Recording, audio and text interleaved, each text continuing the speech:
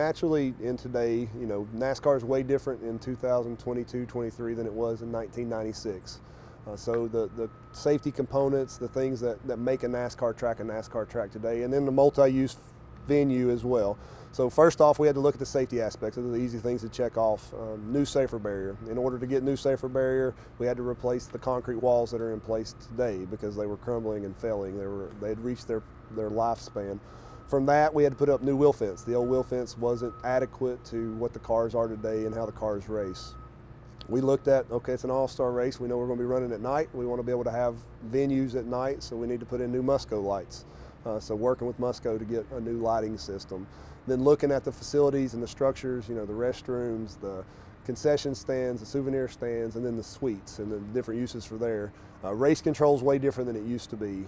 Naturally today you've got TV booths that you have to have, a PA booth, radio booths, track race control, as well as NASCAR's race control. So those things had to be rebuilt and relooked at how those uses are, where they're at. Things that people don't think about, timing loops. Back in the 90s, they didn't use timing loops. They had a building full of scorers that would take laps, and you got assigned the 43 car, and that's the car that you stayed with. Well, nowadays it's all done by a timing loop that they do. So those timing loops have to be put in, and all that has to be networked back to race control.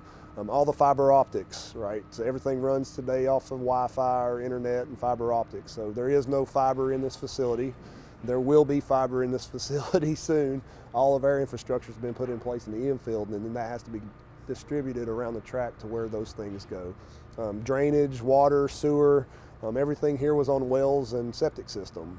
Naturally, part of this process is to get public water, and then we are working with the county diligently for the sewer piece of it. So there's still tracks today, I can tell you, that still run on wells and sewer. That's not abnormal, but since we can get public, we are going that route. But those are the things that infrastructurally don't always think about when you're trying to bring an old facility back, but that we had to take into account to put the new one back.